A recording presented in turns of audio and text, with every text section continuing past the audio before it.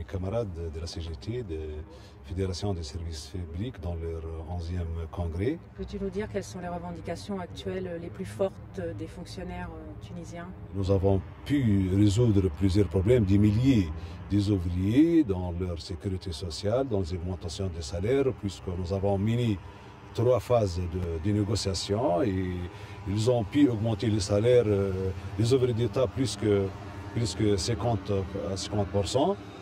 Bien sûr, nous avons pu convaincre l'État pour signer les conventions internationales.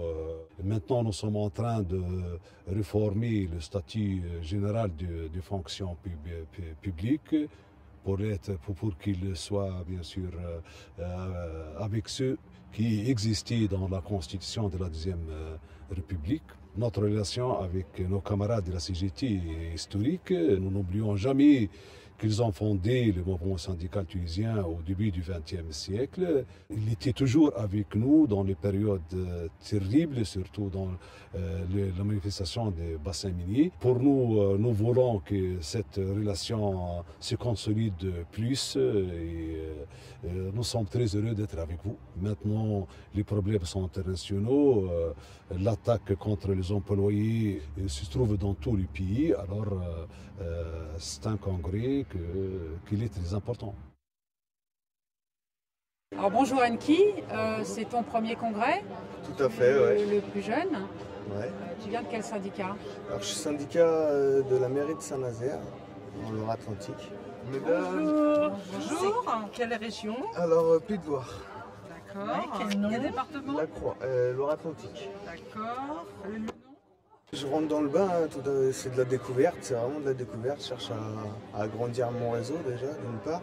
Parce que pour moi, la CGT, c'est vraiment un réseau, c'est de l'information.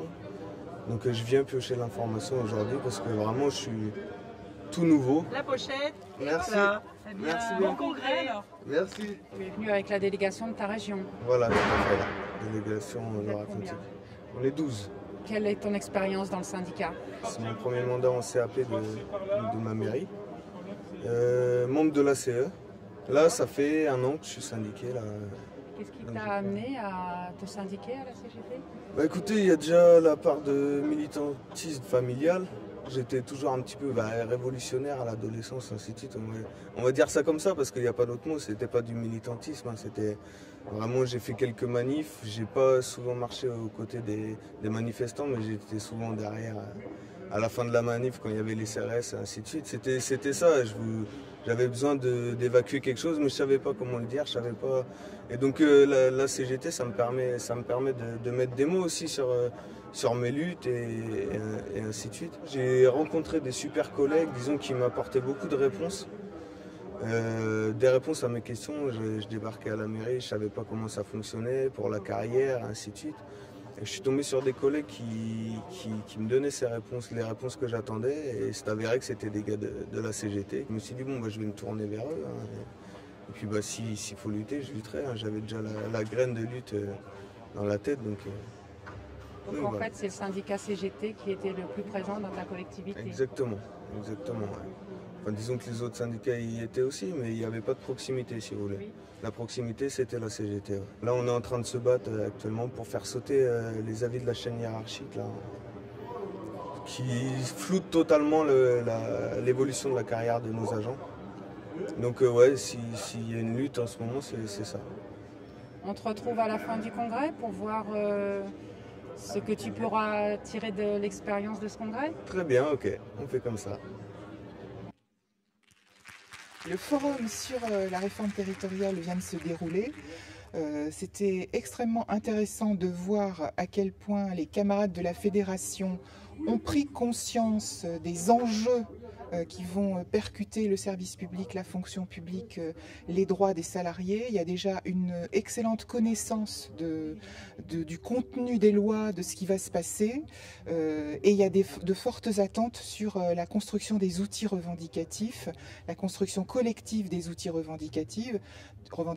Donc ça va nous permettre de travailler sur les nouvelles communautés de communes, les nouvelles communautés d'agglomération, sur les nouvelles compétences, sur les mutualisations de services, sur les transferts d'agents, sur les mises à disposition. Et dernier point, nous avons également proposé aux camarades de mettre à leur disposition une boîte à idées pour que ce qu'ils n'ont pas eu le temps de nous dire ce matin, ils puissent le faire pendant toute la durée du congrès. Cette boîte à idées, elle est à disposition des camarades à l'accueil du congrès. Ils peuvent à tout moment nous faire leur demande, quelle que soit cette demande, pour que nous puissions continuer avec le collectif à apporter des réponses aux questions qui sont posées par les camarades.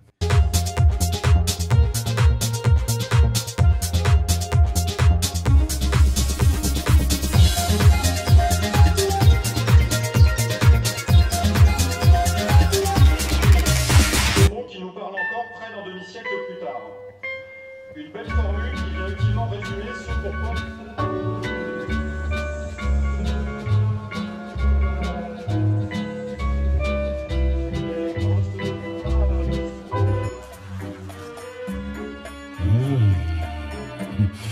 Elle te tente, n'est-ce pas?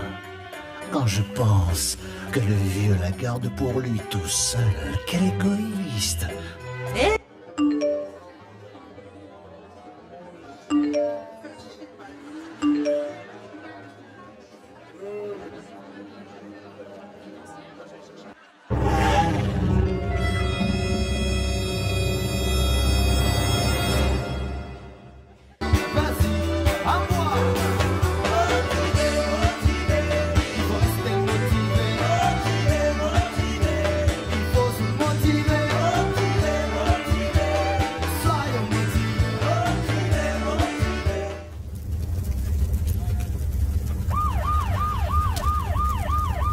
Un jour mon prince viendra.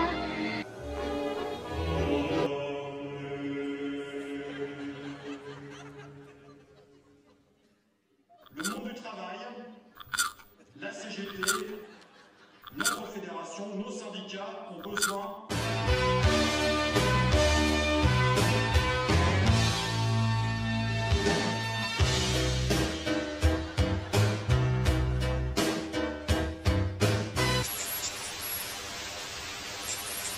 Comment fabriquer un panier pour tes œufs de Pâques?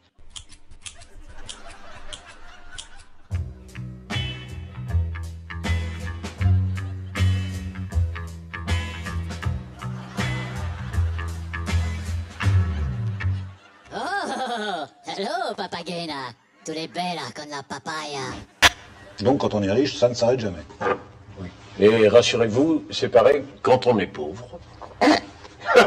Pardon. Excuse-moi, c'est une mauvaise blague.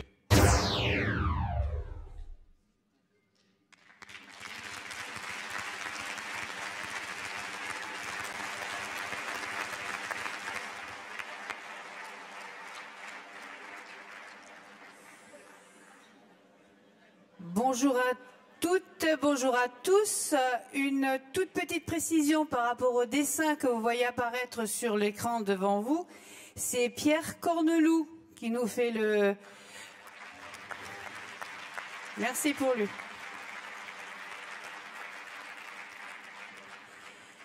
Alors avant d'ouvrir la séance, quelques petites annonces. Nous avons retrouvé un ticket de vestiaire. Alors, on ne sait pas si c'est le 66 ou le 99. Alors, on va vérifier. Voilà. Il y en a un qui ne va pas retrouver sa veste ce soir. Ensuite, nous avons retrouvé une carte d'hôtel du côté du vestiaire. Regardez si vous avez votre carte. Il me semble que c'est l'Alteora, hein, l'hôtel.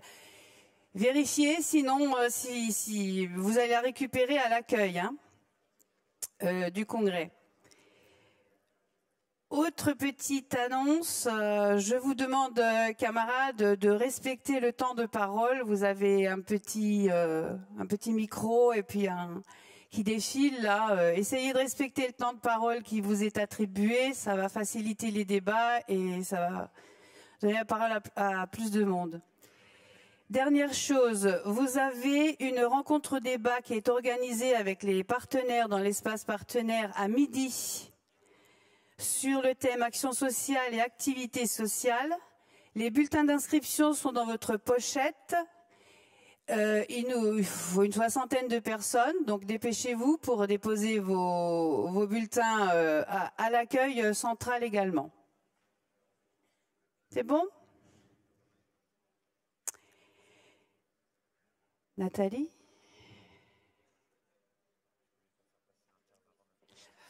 Hein? Ah non. Très rapidement, comme vous avez vu hier, on a eu quelques petits soucis avec les bulletins de vote. Donc, les camarades actuellement sont en train de retirer tous les bulletins. Donc, tous les fichiers, les dossiers orange que vous avez, vous pouvez les détruire, ainsi que tous les bulletins que vous aviez jusqu'à maintenant. Les nouveaux, d'ailleurs, seront blancs, qui vous donneront l'affectation des voix pour que vous ne puissiez pas vous tromper. Par contre, j'ai besoin de faire valider un léger changement. Hier, je vous avais annoncé qu'il y avait 75 296 voix portées par les délégués. Ce matin, il y en a 75 553. Ce n'est pas pour la différence, mais statutairement, vous devez valider le nombre de voix portées. Donc, j'ai besoin pour ça d'un vote à bulletin à main. Donc, ceux qui sont d'accord pour le nouveau changement, c'est-à-dire il y a presque 250 voix de plus pour le Congrès, à vous de voter. Qui est pour? Qui est contre? Qui s'abstient? Très bien. Merci, ça va aller plus vite comme ça pour le comptage. Donc vous allez avoir la première chemise, dès que les premiers bulletins qui vont arriver, vous allez avoir la première chemise qui est sur le vote du bilan d'activité d'hier. On va la donner aux responsables de région. Dès que vous aurez voté, vous le ferez passer en bout de rayon pour que les responsables les reprennent et qu'on aille de suite les traiter. Et dans un second temps, vous aurez le vote sur le bilan financier donc de Christophe qui arrivera. Il faudra me le rendre une demi-heure avant la pause. Donc voilà pour le timing. Merci beaucoup.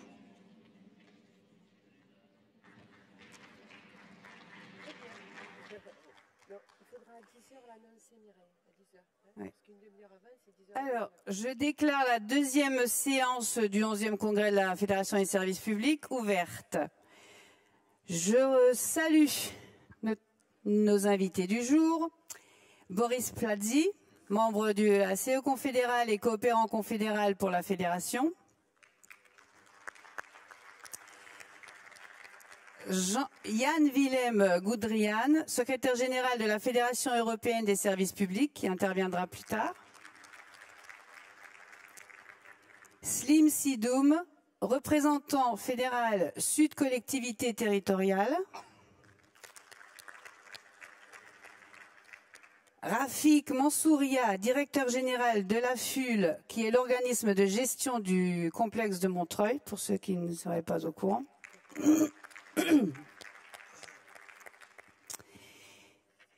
Et puis tous nos internationaux qui sont là, donc notre délégation portugaise que nous avons déjà saluée hier matin, notre camarade de l'Union générale des travailleurs tunisiens, la Confédération générale du travail de Mayotte, je ne vais plus citer vos noms, hein. La Confédération générale du travail de la Réunion, notre camarade de Martinique et sont excusés aujourd'hui aussi la délégation belge, état d'urgence oblige, et les camarades d'Unison du Royaume-Uni.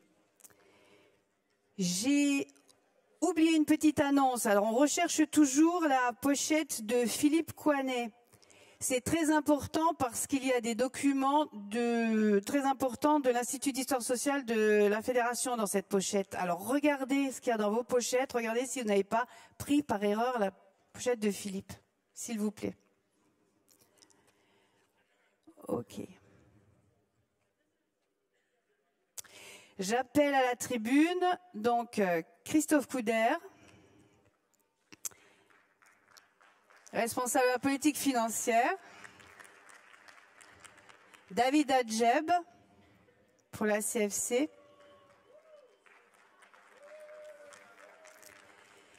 Jean-Pierre Castellon et Nathalie Navarro pour le Fonds national fédéral,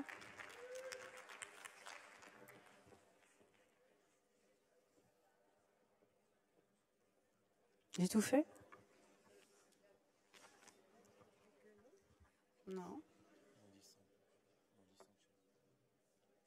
Je crois que j'ai oublié personne. Si j'ai oublié quelqu'un... Vous avez trouvé la pochette? On a retrouvé la pochette de Philippe. Bien. Ça avance.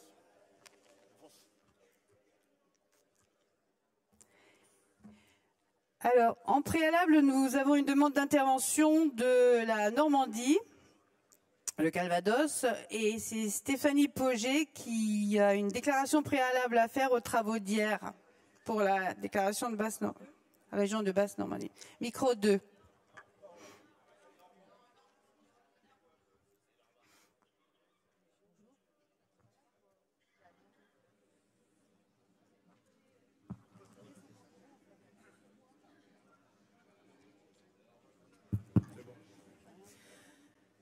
Bonjour, je me présente, je suis Stéphanie Pauget de la Normandie. Donc, on a une déclaration à faire. Donc, la délégation de la région Normandie tient à s'exprimer en amont des travaux de la commission. Les délégués de cette région, qui pour beaucoup sont des jeunes militants et qui assistent pour la première fois à un congrès, tient à déplorer la méthode qui a été utilisée pour permettre le renforcement du bureau du congrès, des commissions statuts et candidatures. En effet, la course au micro qui a eu lieu était pour peu digne, voire choquante pour sélectionner les candidats. La délégation Normandie préconise que pour les prochains congrès, les candidats au renforcement des commissions déposent leur candidature et qu'ensuite un tirage au sort soit effectué. Cela évitera les frustrations et surtout la sensation d'un fonctionnement démocratique soit respecté. Au nom de la délégation Normandie, je vous remercie.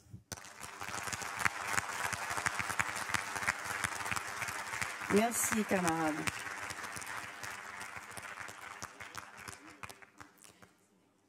Christophe, à toi la parole.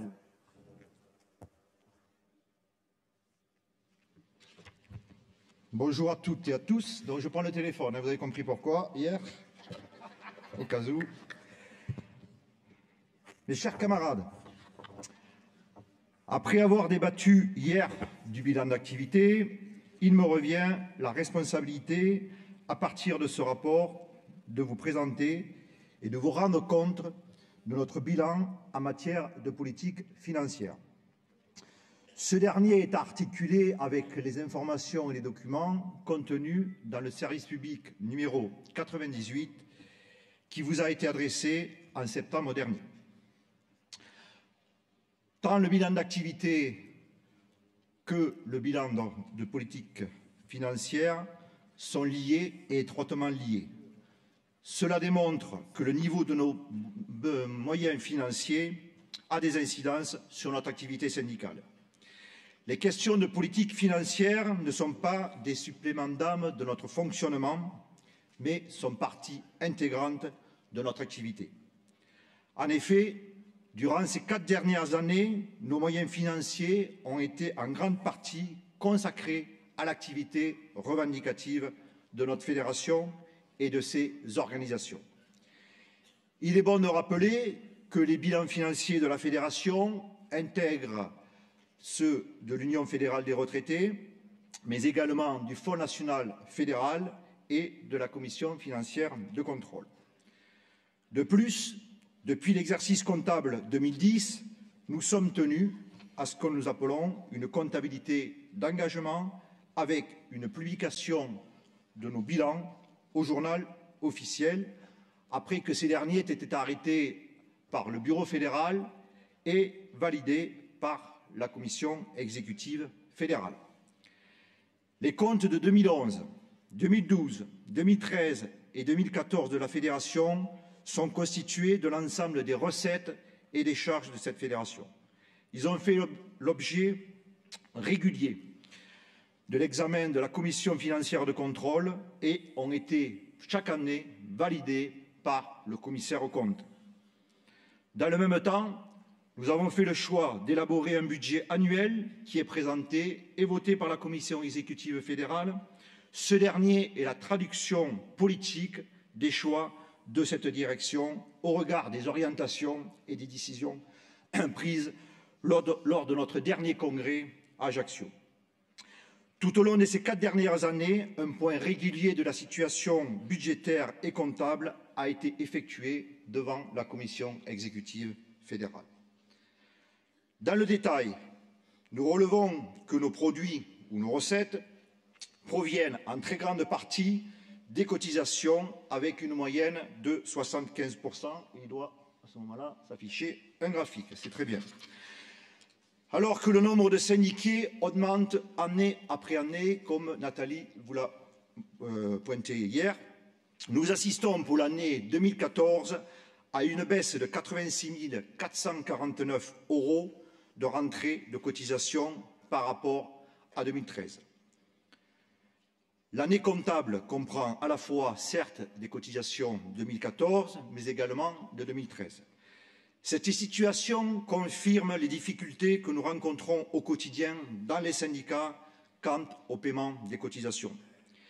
Les difficultés financières que rencontrent nombre de nos syndiqués sont, entre autres, la première question et le problème de cette problématique, ainsi qu'une tendance de certains syndicats de pratiquer la rétention de cotisations. Cette situation n'est certes pas propre à notre fédération, mais elle doit nous alerter. Et je ne peux que vous encourager à aborder cette problématique dans le débat à venir. Il est nécessaire d'aborder avec les syndiqués et les non-syndiqués l'importance d'une syndicalisation de masse, d'une cotisation à 1% du salaire ou du traitement, gage d'une CGT plus forte sur le plan revendicatif et indépendante sur le plan financier. Dans le même temps, il est indispensable de mieux faire connaître le dispositif de réduction ou de crédit d'impôt de 66% de la cotisation.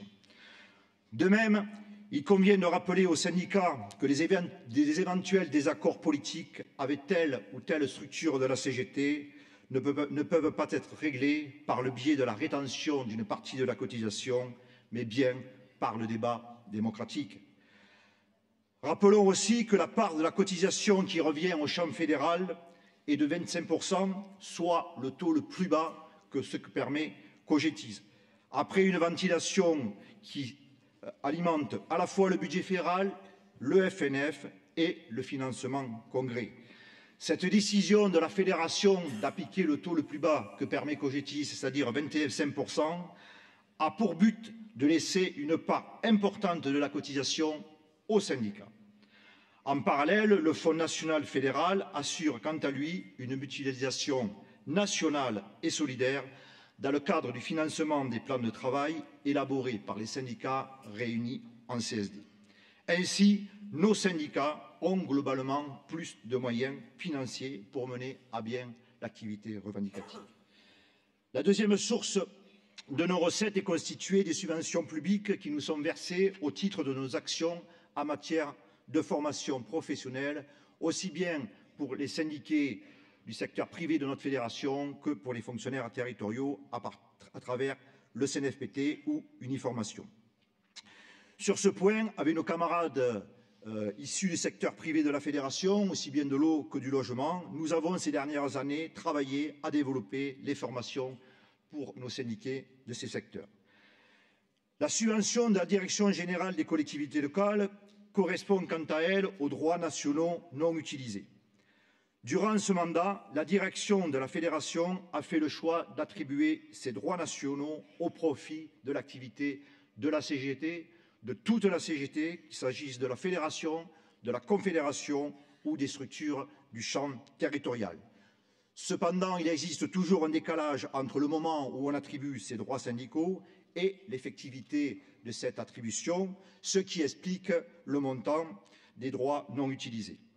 De plus, depuis 2013, afin de compenser l'embauche d'un salarié au siège de la fédération à Montreuil, il a été prévu de geler en compensation un temps syndical national. Il est à relever que cet objectif n'a pas pu être atteint sur la dernière période du mandat, compte tenu de du fort besoin de droits syndicaux nationaux. Cette situation n'a fait que s'aggraver suite aux élections professionnelles de décembre 2014, où nous avons perdu, comme vous le savez, 2 temps pleins nationaux. Mes camarades, au moment de ce rapport, il me semble important de se dire quelques vérités entre nous. Le gros des droits syndicaux se trouve bien dans les syndicats, dans les CSD et non au plan fédéral. Et si demain il nous fallait monétiser l'ensemble des droits locaux non utilisés, nous serions surpris du chiffrage. Alors en effet, oui, il est nécessaire de conquérir des droits nouveaux, mais il est également nécessaire d'utiliser l'ensemble des droits syndicaux existants au service de l'action revendicative CGT et de toute la CGT, sans esprit de chapelle. Autre poste de recette, ce sont les produits issus de notre partenariat. Ce poste est en constante augmentation et il est la résultante de la décision de la Commission exécutive fédérale de développer notre politique de partenariat auprès d'organismes avec qui nous partageons un certain nombre de valeurs. Sur ce sujet, durant ces 4 dernières années, nous avons engagé uniquement des partenariats avec les entreprises issues de l'économie sociale et solidaire. Nos autres produits sont constitués par les intérêts de placement. Là aussi, nous avons fait le choix de produits éthiques et solidaires à partir des livrets A et des placements à court terme et bien entendu, ni placement en bourse, ni dans des fonds de pension. Au 31 décembre 2014, la trésorerie de placement de la Fédération s'élève à 1 373 021 €, soit 6 mois d'avance de notre fonctionnement. Certes, ce montant peut paraître important, d'autant plus quand on a une fédération qui s'indique 80% des catégories C, avec le montant des traitements que nous connaissons. Pour autant, mes camarades, il est nécessaire, sachant que nous avons des charges incompressibles, et en particulier 6 salariés à temps plein de la fédération, plus un certain nombre de charges locatives et de fonctionnement. Globalement, nos recettes n'ont pas été à la hauteur de nos besoins pour mener à bien la politique revendicative que nous avions décidée au 10e Congrès fédéral. Concernant les dépenses de la fédération, elles sont composées en très grande partie par les frais de l'activité et par le fonctionnement de la fédération, à la hauteur de 82%. Ces dernières sont la traduction des décisions prises aussi bien par le Congrès d'Ajaccio que par les différents conseils nationaux fédéraux que par la Commission exécutive fédérale. Durant le mandat, l'ensemble des postes de dépenses ont été réajustés pour tenir compte à la fois des décisions politiques de la direction fédérale et des contraintes financières qui s'imposent à nous. Bien entendu, le poste le plus important est celui des frais de déplacement qui correspond aux frais qu'engagent les camarades dans le cadre de leur activité fédérale sous forme de réunions d'instances, de réunions de collectifs, des secteurs, d'intervention en territoire, etc., etc. Les autres postes de dépenses sont la communication, qui comprend l'ensemble de notre communication écrite, le service public, le guide et tous les outils de communication, sites et autres. Concernant l'année 2014, c'est rajouté l'ensemble du matériel qui a été mis à disposition de nos organisations dans le cadre des élections professionnelles et CNRACL. La fédération, sur ce sujet de communication, est de plus en plus sollicitée par les syndicats pour leur fournir un support de communication clé en main. Cela a bien entendu une incidence forte sur les finances de la fédération. Autre poste de dépense, c'est ce qu'on appelle l'allocation des locaux de Montreuil, qui correspond donc aux frais d'entretien des locaux, siège de la fédération et des confédérations, où la fédération est propriétaire de 885 mètres carrés. Autre poste de dépense, il s'agit donc du FNF et des subventions versées par le Fonds national fédéral au CSD. Le FNF est indépendant de la direction fédérale dans ses décisions, mais comptablement, il est intégré à la comptabilité de la fédération.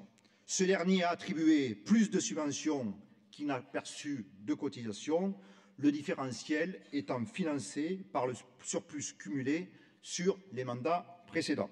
Autre poste de dépense, les coordinations fédérales régionales. Cette somme correspond aux subventions de fonctionnement versées au CFR. L'augmentation sensible des subventions allouées depuis 2011 correspond à la montée en charge de nos CFR, mais elle nécessite à présent d'être maîtrisée. Autre poste de dépenses, les adhésions internationales. Donc il s'agit des montants de nos adhésions aussi bien à la Fédération syndicale européenne des services publics qu'à l'internationale des services publics. À travers ces deux adhésions, la Fédération prouve son attachement à la dimension internationaliste de notre activité syndicale et œuvre à la construction du rapport de force tant au plan européen que mondial. Le poste du personnel, à travers la masse salariale, cotisations sociales comprises, constitue le deuxième poste de dépenses de la Fédération. Le profil des personnels administratifs du siège de Montreuil de la Fédération est articulé autour d'une double coexistence, à la fois des salariés de droit privé qui sont rémunérés donc entièrement sur le budget fédéral et au nombre de 6, et de 3 fonctionnaires territoriaux mis à disposition sur les droits nationaux, comme je vous l'ai rappelé tout à l'heure. L'augmentation sur l'exercice 2014 est principalement due au départ à la retraite de 2 salariés de la Fédération. Nous avons fait le choix, depuis plusieurs années, plus particulièrement depuis le mandat d'Ajaccio, pour des raisons financières évidentes, et lorsque cela est possible, de recruter à chaque départ à la retraite d'un salarié de la Fédération un ou une fonctionnaire territoriale mis à disposition sur les droits nationaux. Bien entendu, cette possibilité doit être à la fois limitée. Nous avons bien la ferme intention de continuer à consacrer la grande majorité du temps syndical national à l'activité syndicale et militante à tous les niveaux de la CGT. Nos autres postes de dépenses sont constitués des dotations d'amortissement, des impôts et des taxes. Concernant l'augmentation des dotations d'amortissement, c'est la conséquence des travaux que nous avons effectués dans les locaux dont nous sommes propriétaires, rue du Pixéricourt, dans le 20e arrondissement de Paris. Ces locaux sont issus d'une donation gracieuse de nos camarades du SGEPEN qui, lors de leur dissolution, ont fait donc de leurs locaux aussi bien à la Fédération des services publics qu'à l'UGFF. Par la suite, conjointement UGFF et services publics, nous avons fait le choix de transformer donc ces locaux à la fois en 8 chambres pour les camarades provinciaux permanents sur Montreuil et à une salle de réunion. L'ensemble des travaux ont été réglés pour la Fédération en autofinancement, les travaux de rénovation, et, comme c'est prévu sur le plan comptable, amortis sur 10 ans. Le bien nous ayant été cédé gracieusement, il n'est pas intégré dans la comptabilité de la Fédération, mais il faut savoir qu'il constitue un patrimoine qui a été évalué avant travaux à 1 400 000 €. Mes camarades, durant ce mandat, l'une des priorités a été de baisser les coûts de gestion de la Fédération. Pour cela, de nouvelles règles de procédure financière ont été mises en place et l'ensemble des contrats, fournitures et prestataires ont été renégociés. Et les règles de vie ont été revues et réaffirmées, tout cela dans un souci d'une plus grande transparence et d'une bonne utilisation des produits issus principalement des cotisations des syndiqués. Plusieurs enseignements doivent être tirés de notre politique financière. Les exercices 2011, 2012, 2014 ont été déficitaires et l'exercice 2013 excédentaire. Concernant l'exercice 2011 et 2014, cette situation se justifie politiquement par la tenue du 10e congrès et, en 2014, par l'organisation des élections professionnelles et CNRACL. L'exercice 2012 a été caractérisé par des difficultés à maîtriser nos dépenses compte tenu de la forte activité revendicative. Cela a conduit à un effort de maîtrise en 2013, ce qui explique que nous avions terminé l'exercice 2013 excédentaire. Il est à noter que le commissaire aux comptes a considéré saines les finances de la Fédération tout au long du mandat. Notre trésorerie et nos réserves financières nous ont toujours permis de financer notre activité et nos investissements en autofinancement, ce qui nous permet de ne pas avoir d'endettement. Nous pouvons dire que nous pouvons envisager sereinement notre avenir. Nos ressources sont principalement assises, comme je vous l'ai dit, sur les cotisations. Ce haut niveau assure notre indépendance financière, mais il nécessite une mobilisation de tous les instants et de ne rien lâcher sur la syndicalisation de masse, sur le reversement des cotisations aux structures via Cogetis. Pour être plus fort et gagner, il nous faut être plus nombreux. La situation met en exergue l'attitude responsable de nos syndicats quant au reversement des cotisations à Cogetis, nonobstant l'exercice comptable 2014, comme je vous l'ai dit tout à l'heure, qui doit nous alerter et ne pas se reproduire. L'activité de la fédération n'a cessé de se développer tout au long du mandat. La mise en œuvre des orientations et des décisions adoptées au 10e congrès fédéral a eu un coût financier assumé. Néanmoins, nous avons dû faire des choix et des arbitrages dans nos dépenses.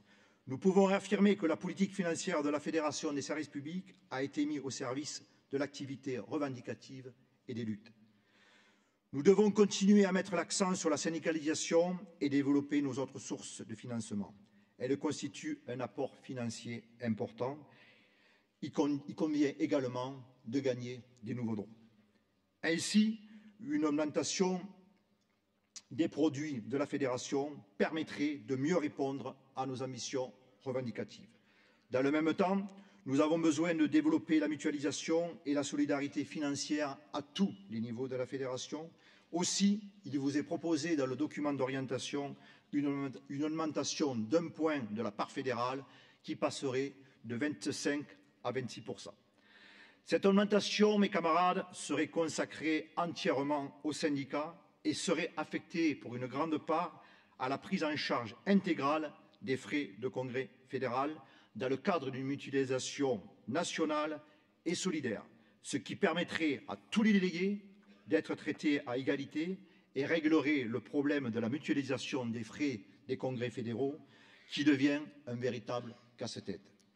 Une part de cette augmentation serait également consacrée au matériel de campagne pour les élections professionnelles qui, comme vous le savez, interviendront tous les 4 ans.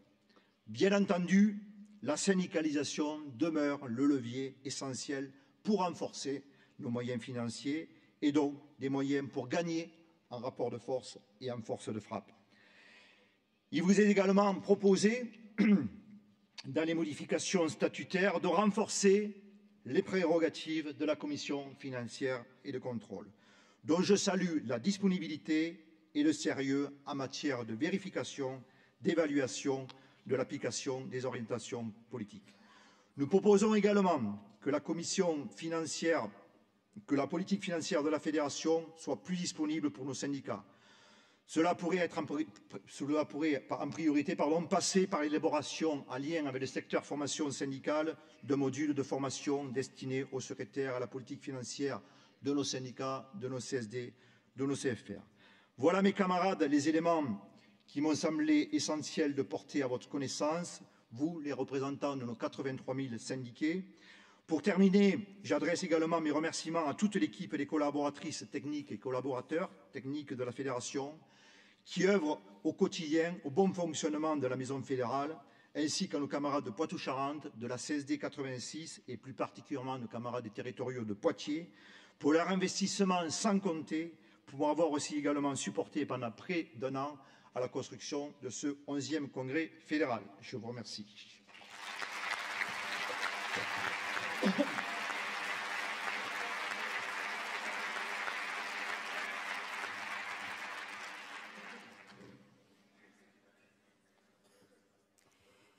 Avant de donner la parole à David, je voudrais annoncer l'arrivée de notre camarade Jan-Willem Goudrian, secrétaire général de la Fédération européenne des services publics. Je vous encourage à l'applaudir.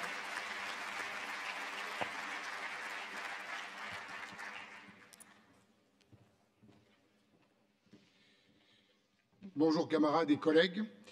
Alors moi je commencerai à l'inverse de mon ami Christophe. Je veux remercier tous les camarades. Alors comme je ne voulais pas citer toutes les régions et tous les syndicats, donc je les appellerai aux camarades Grasu-Woman et Grasu-Man pour leur accueil et leur disponibilité. Donc je vais vous présenter déjà pour commencer les camarades de la CFC, parce que parmi vous, beaucoup de responsables syndicaux sont là, des responsables de CSD, des responsables de région, des secrétaires généraux de syndicats et des pôles FI, des secrétaires de la politique financière. Donc je commencerai dans l'ordre alphabétique. Léo Caddy-Cagnard, si elle veut bien se lever, qui est du syndicat des territoriaux de Chambéry, en Savoie. Angèle du syndicat de Grasse dans les Alpes, les Hautes-Alpes ou les Alpes-Maritimes, pardon, 06. Claire du syndicat de la communauté de communes de Mayenne en Mayenne, Claire Jean. Caroline Royot, je ne vais pas me tromper sur son nom, de la commune d'agglomération de l'Hérault, Méditerranée dans l'Hérault. Dany du syndicat d'Amboise, Dany Trottier. Alors, Dany a été coopté en 2013 via le CNF, parce que nous étions en petit nombre, pour venir nous renforcer. Patrice du syndicat, alors je ne veux pas me tromper, de Société immobilière de Île-de-France, sinon je vais me faire tuer par Conchita et Serge Rabino. Camarade à statut privé. Il nous manque Serge du syndicat de Nantes pour des raisons personnelles. On le salue, il doit nous regarder. Et donc moi-même, David Adjeb du syndicat de Lorient Habitat, mais je suis jeune retraité maintenant, du Morbihan dans la Bretagne. Alors nous avons eu pendant ce mandat des difficultés de travail à la CFC, dues au décès d'un camarade, Régis Poirier, à qui nous avons une profonde pensée. Voilà, c'était un camarade qui nous a quittés très très rapidement, trop rapidement.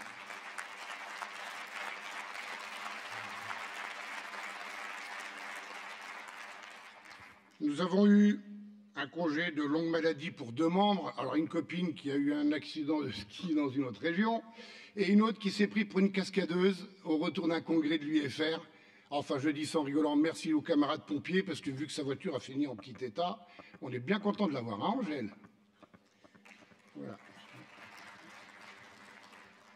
Nous avons eu le départ d'un membre pour des raisons personnelles liées à des problèmes syndicaux dans son département. Nous avons également eu un autre pour la prise d'un nouveau mandat confédéral, administrateur à l'Union des entreprises et des salariés pour le logement et par manque de droits syndicaux. Donc c'est un travail que nous avons souvent effectué à 5. Nous étions 9 depuis 50 000 syndiqués et nous sommes toujours 9 aujourd'hui alors que nous avons 83 000 syndiqués et de plus en plus de syndicats. L'idéal, ce serait d'être à 11. Nous avons participé à l'élaboration d'une plaquette expliquant le rôle de la CFC que tous les syndicats ont reçu en 2012. On remercie là-dessus Christine Demore qui nous a énormément aidés pour l'élaboration de cette plaquette. Les contrôles, nous avons contrôlé des fiches de frais en temps réel des CNF et de l'UFR, chose énormément appréciée par les camarades qui viennent au CNF, surtout quand ce sont des jeunes camarades ou des nouveaux militants. J'étais bien content de trouver quelqu'un pour les aider à remplir leurs fiches. Donc voilà. Des reversements Cogetis avec des relances auprès des CFR, CSD et des quelques syndicats. Nous avons énormément travaillé là-dessus sur ces 4 années. C'est pour ça que nous n'avions pas trop de retard sur les finances. Malgré tout, il reste encore énormément de choses à faire. Ce n'est pas normal. Nous avons également contrôlé les fiches de remboursement, contrôle aléatoire, c'est-à-dire des réunions qu'il y avait en dehors. Nous avons regardé le grand livre et toute la comptabilité. Nous avons eu des rencontres auprès de certains pôles filles pour les aider à mettre en place leur trésorerie. Nous avons rencontré le collectif du SDIS, le collectif de l'UFICT, les camarades du FNF. Cependant, ces rencontres se sont fait trop rares. La CFC ayant également un devoir d'alerte sur les structures qui ne sont pas à jour de leur versement Cogetis. Il est indispensable, camarades, de créer un lien régulier entre les camarades du FNF et nous, parce que ce n'est pas normal qu'on ait toujours du retard sur Cogetis. Et j'y reviendrai. Nous avons eu plusieurs rencontres avec l'expert comptable. Nous avons participé aux budgets fédéraux. Nous avons participé au CE fédéral et au CNF. Pour le président de la CFC, réunion en AG et CA de la FUL, de la CGT. La FUL, pour les jeunes, j'explique ce que c'est. C'est l'association foncière urbaine libre. C'est ceux qui gèrent tout le bâtiment CGT. Le directeur en est Rafik Mansouria, il doit être dans le coin, je l'ai vu tout à l'heure. Ah ben il est là, que je salue. Donc c'est 4 à 5 réunions par an, hein, entre les AG et le reste. Cela fait une moyenne de 25 jours par an, plus le travail que nous effectuons chez nous. Nous remercions tous les collaborateurs des services techniques de la Fédé, que nous sollicitons souvent, et plus particulièrement Martine Chamillon, avec qui nous avons appris à travailler sur Cogetis et Cogiciel, et à qui nous souhaitons toute notre amitié et nos encouragements dans sa lutte contre sa maladie.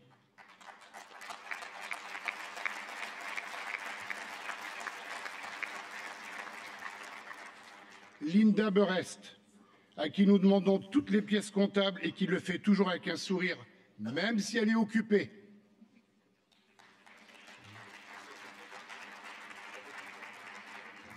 Françoise Montant, je sais qu'elle est dans le coin, dit Fanfan, pour tous nos courriers compte rendus calmés en page et après les avoir corrigés, enfin surtout pour moi, les corrections. Eh oui. Et Zoubida, à l'accueil, pour les réservations de salles, les documents, le matériel et surtout mes camarades, on en parlait hier, quand c'est le ramadan, ces excellentes pâtisseries orientales.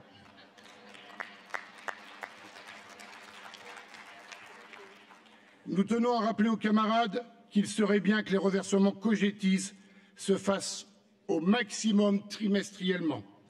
Il est anormal que les syndicats règlent avec 1 an de retard, voire plus, alors que ces versements servent au fonctionnement fédéral et confédéral, les salaires des collaborateurs techniques, de la CGT, les formations, les frais de déplacement, etc., etc.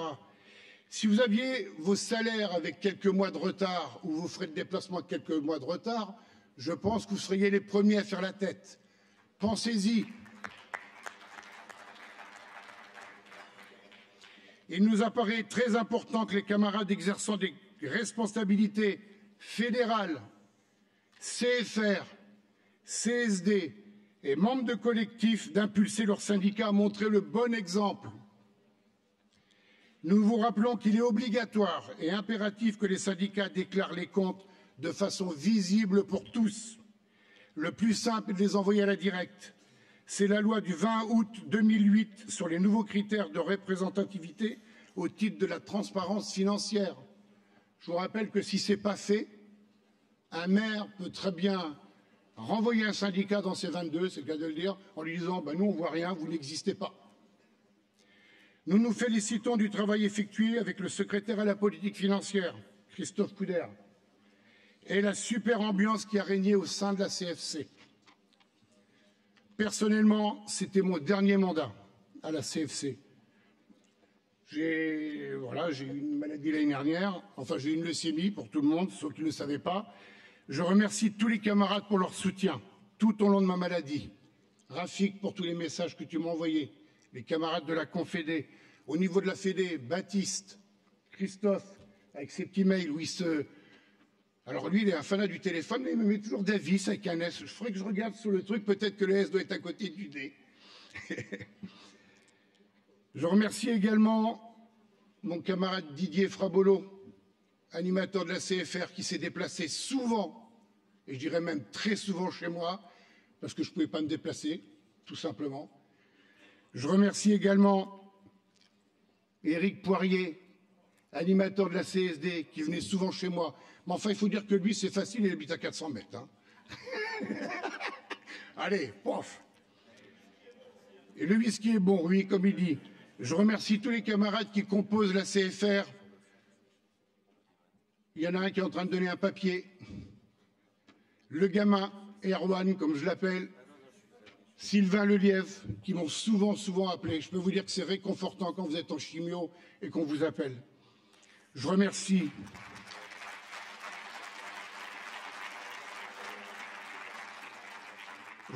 les camarades de mon syndicat et plus particulièrement ma secrétaire générale, Melinda Aubry. Je remercie aussi tous les camarades qui, pendant les CNF, m'ont envoyé des petits mots et des kilos de bonbons. Hein, Gilles, du 72. Comment vous voulez que je maigrisse après avec tout ce genre de trucs? Voilà. Et plus particulièrement les camarades de la CFC qui m'ont soutenu et surtout qui me faisaient rire pendant mes chimios. Alors eux, ils étaient en réunion, soit CFC, soit CNF ou autre, et qui téléphonaient et qui commençaient par « Allô Charlie, ce sont tes drôles de dames ». C'est un truc que j'oublierai jamais. Voilà, donc je les remercie tous. Nous donnons quitus pour les comptes à la Fédé des services publics.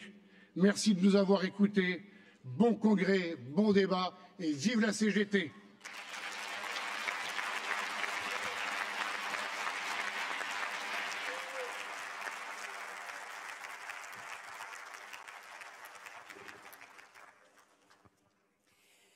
Alors, je vais réannoncer l'arrivée de Jan Willem Gudrian, parce que ce coup-ci, je crois qu'il est vraiment là. Camarade, s'il te plaît.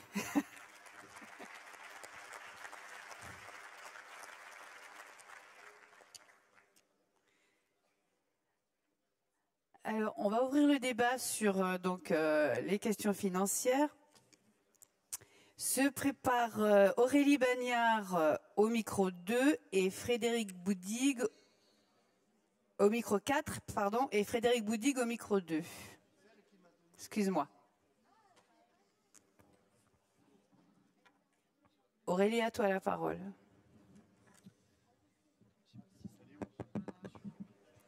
Bonjour. Je tenais à dire que j'étais assez d'accord sur tout ce qui avait été dit par Christophe, notamment sur le 1%. Il y a autre chose, moi, qui me scandalise un peu, c'est d'entendre qu'il y ait des syndicats qui fassent de la rétention de cotisations et d'argent pour les structures. Je pense que ces camarades devraient partir en formation parce qu'ils n'ont peut-être pas compris comment fonctionnait l'organisation et que les moyens, on en avait besoin pour fonctionner.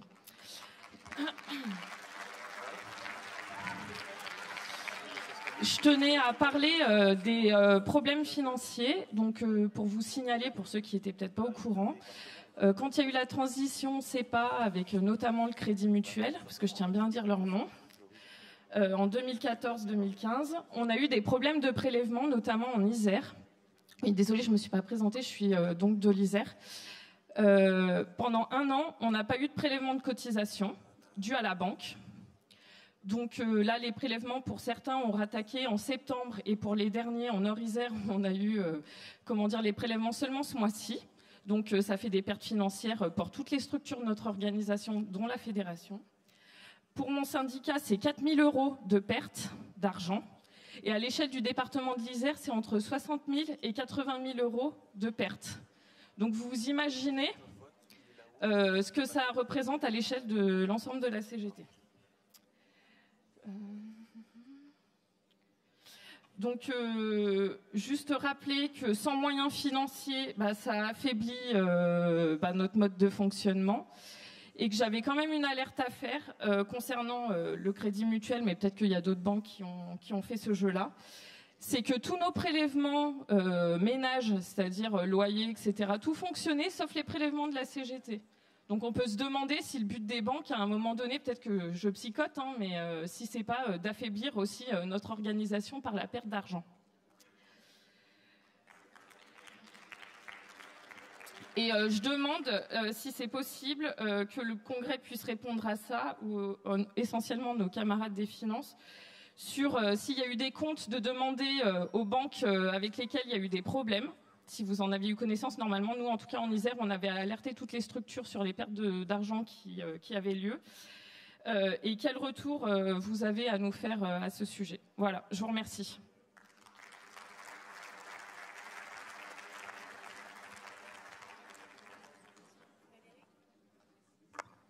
Frédéric, vas-y, micro 2. Se prépare Tailly Esther au micro 4. Alors, quand vous faites vos demandes d'intervention, mettez-nous la région, et pas seulement le département, parce que nous, on a le plan par région pour vous indiquer le micro auquel vous devez intervenir. Hein. Merci. Tu connais pas les régions de France? Non. Non. Bon, les camarades, il y a une chose quand même qu'il faut reprendre. Le 1%, c'est une décision confédérale qui est votée depuis longue date. Elle est applicable, même si certains peuvent penser que c'est beaucoup. J'ai même entendu des camarades qui disaient que le 1% c'était du capitalisme. Enfin bon, on entend de tout. Sauf que c'est nos règles de vie. Si on n'a pas de financement à la CGT, on ne peut pas fonctionner.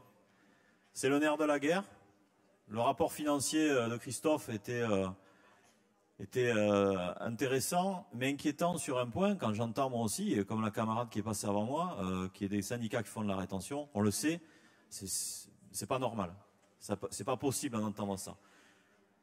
Faire des reversements à notre organisme collecteur qui est Cogectise tous les 2 mois, c'est une nécessité pour la vie de l'organisation, de toute la CGT, pas que de la fédération.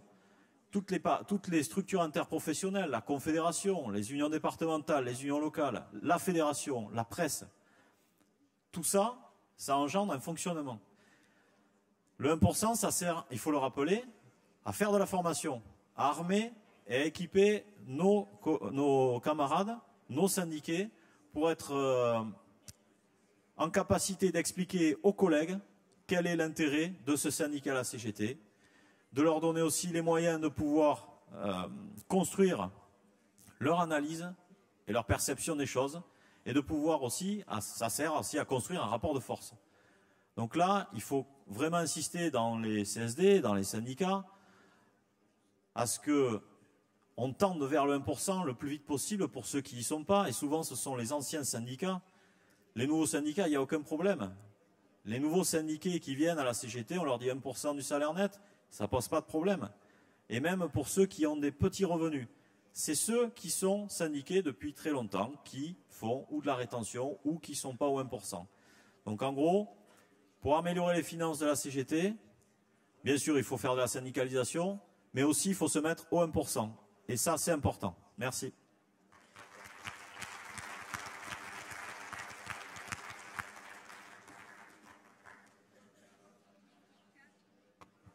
Micro 4, Esther Tailly. Je voudrais que Philippe Garcia me fasse un signe que je le... C'est bon.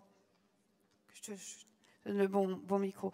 Esther Tailly, au micro 4. Et Philippe, tu te prépares. Au micro 1, devant. Bonjour, chers camarades. Je suis Tailly Esther, communauté de l'agglomération d'Annecy, Haute-Savoie. Mon intervention portera sur le thème qui est en cours présentement, c'est-à-dire sur la transparence financière. Il serait souhaitable de renforcer le contrôle de la gestion du syndicat, c'est-à-dire transparence intégrale au niveau des finances, les salaires des responsables fédéraux, des trésoriers, avoir des informations sur le fonctionnement des trésoreries, l'utilisation, au moins semestriellement, que l'adhérent soit informé, car le plus souvent, il ne l'est pas et n'en a pas régulièrement connaissance. Merci.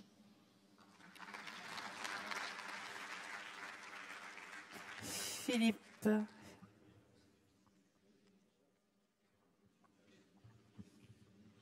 Oui, bonjour à tous. Alors, sur la question financière, j'avais plusieurs points à discuter.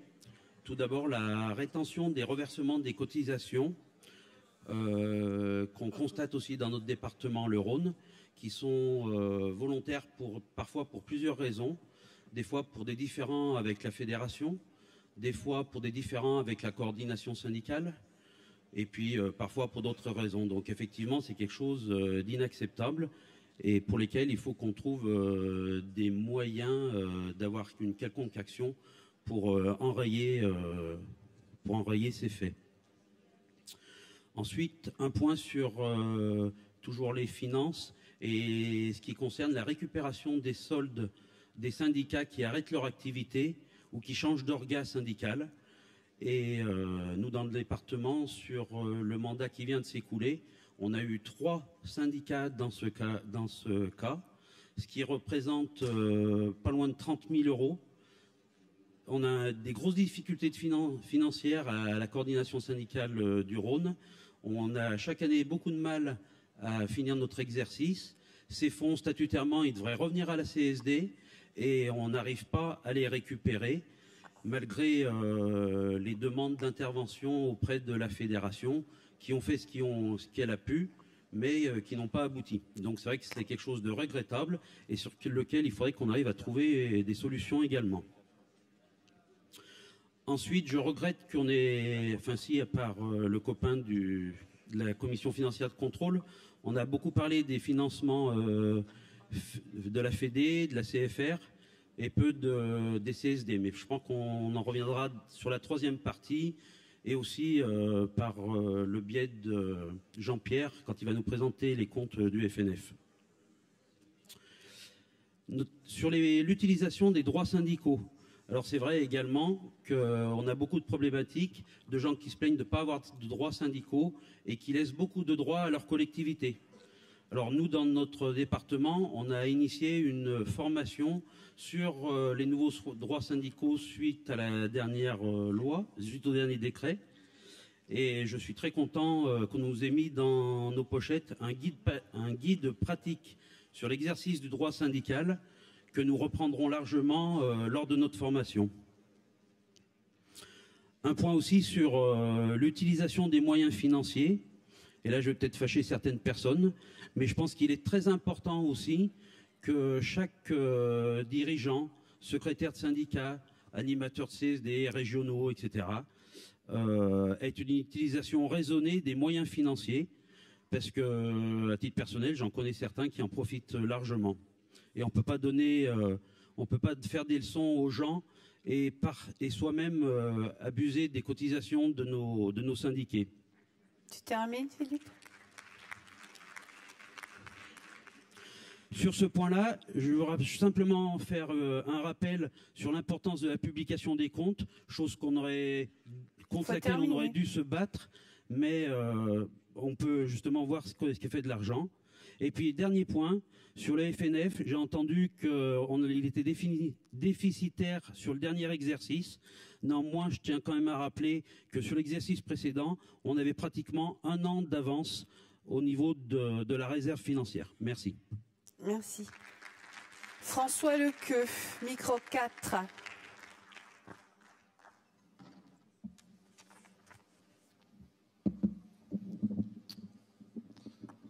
Bonjour. Tout d'abord, excusez-moi si je bafouille, c'est mon premier congrès. Voilà, je tenais à le dire. Merci, vous pouvez m'encourager. Le pire, ça va être de se voir là-bas. Tout d'abord, je voulais remercier le camarade Baptiste hier dans son intervention qui est intervenu à propos des attentats. Je pense qu'on ne souligne pas assez le fait que la CGT aujourd'hui a produit un communiqué par rapport à l'état d'urgence qui était à contre-courant et qui reste à contre-courant. Et moi, je suis fier de faire partie de ceux qui disent que je manifeste si je veux et que si état d'urgence il y a, c'est un état d'urgence sociale. Voilà. Et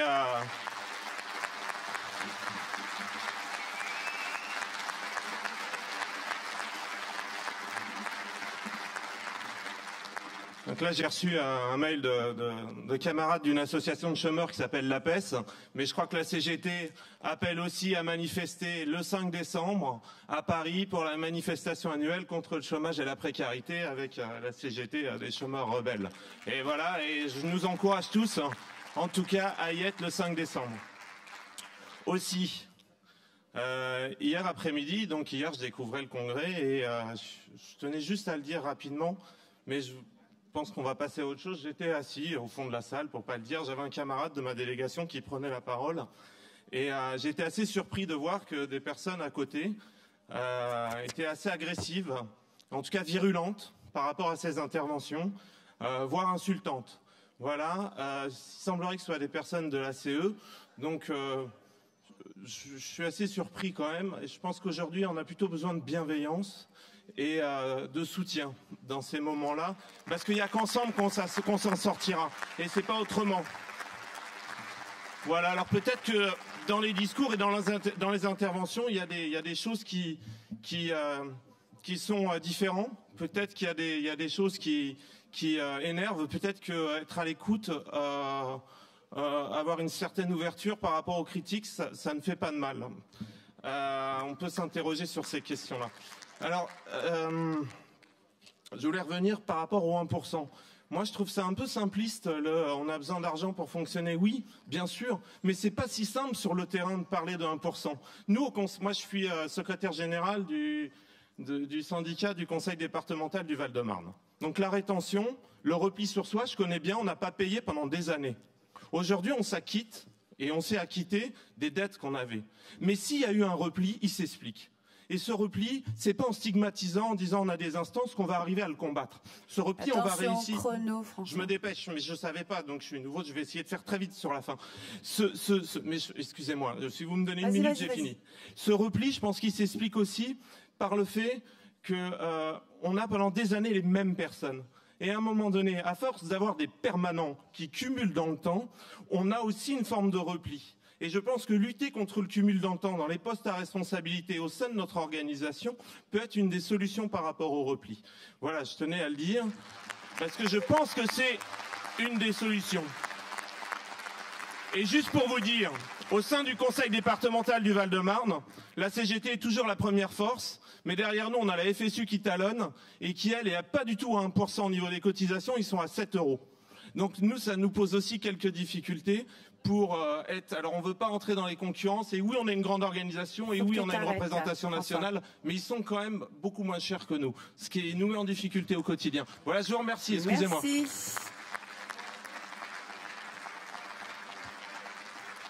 On va entendre Gérard Lebeau au micro numéro 2. Gérard.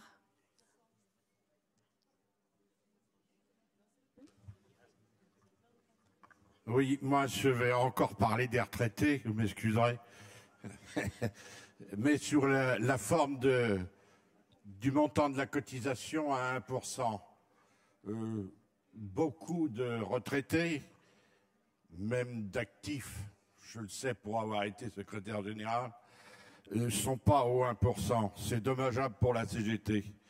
Mais il y a quand même une chose qui moi, me tracasse, et je parle en mon nom, mais je suis conscient que les membres de l'UFR sont de mon avis. Je veux parler du 1%, oui, mais 1% égale une voix, même si c'est un retraité.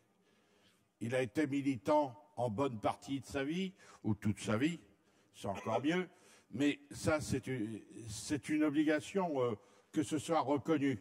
Alors évidemment, il y a le congrès confédéral l'année prochaine. Je pense que ça va être mis en débat, et j'espère que ce débat aboutira sur une conclusion positive. Mais je sais aussi, puisqu'on parle finance, c'est que beaucoup de syndicats font de la rétention, mais moi, la rétention, c'est leur problème et leur conscience. Mais quand je sais qu'il y a beaucoup de ce qu'on appelle les livrets bleus, c'est de l'argent qui dort, mais pas pour les banquiers. Et Dieu sait que ceux-là, ce sont des loups, ceux qui veulent nous manger à tout prix et qui le font allègrement. Dès qu'ils le peuvent, ils n'ouvrent pas la porte d'entrée. Voilà, merci. Merci. Je donne la parole à Christophe pour qu'il puisse répondre un petit peu à toutes les questions posées. Oui. C'est bon? Oui, à ce stade du débat, là, que je puisse porter quelques réponses aux questions qui ont été posées. La première, c'est sur l'histoire du basculement en CEPA. Alors, en effet, c'est une question technique, mais qui a eu des conséquences sur le plan politique, revendicatif, syndical important. Et là, malheureusement, on a été victime, je dirais, des nouvelles réglementations européennes, qui fait que bon, on est basculé sur le principe qui est appliqué dans les autres pays européens.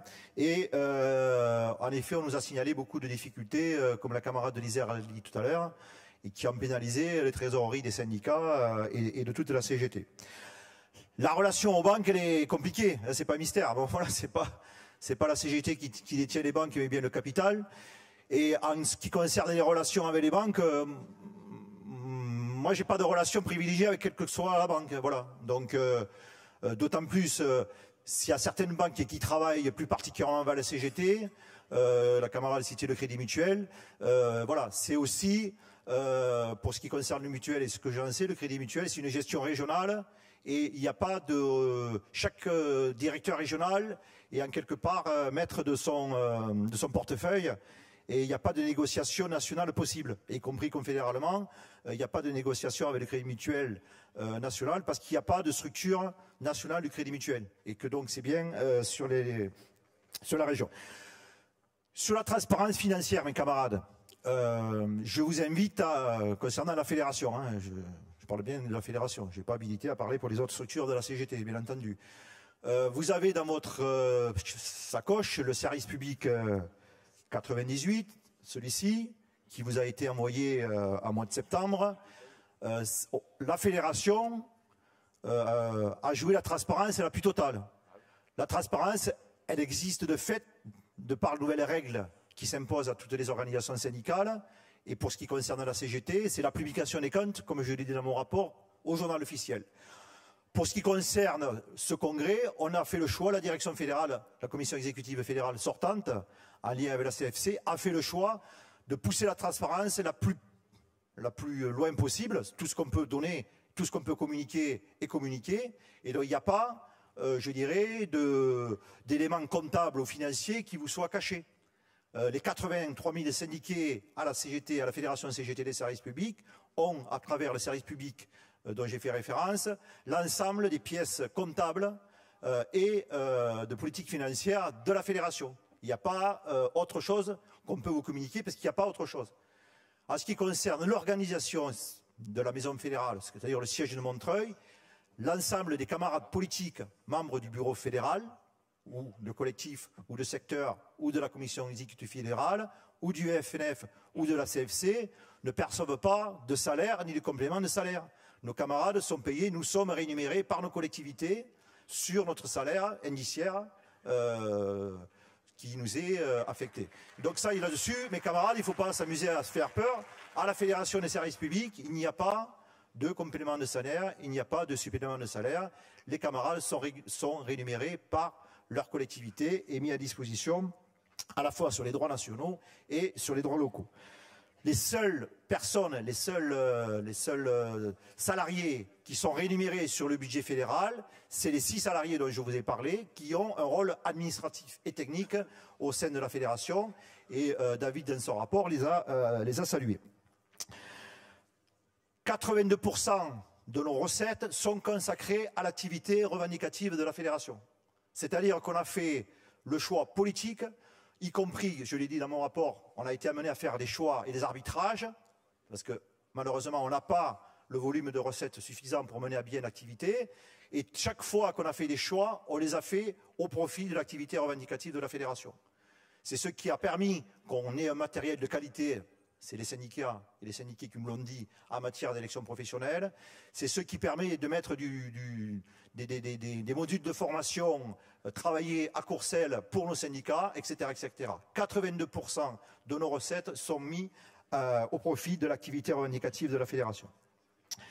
Concernant la dissolution des syndicats, en effet, on a une problématique qu'il faut qu'on règle. Philippe Garcia, pour le Rhône, en parlait.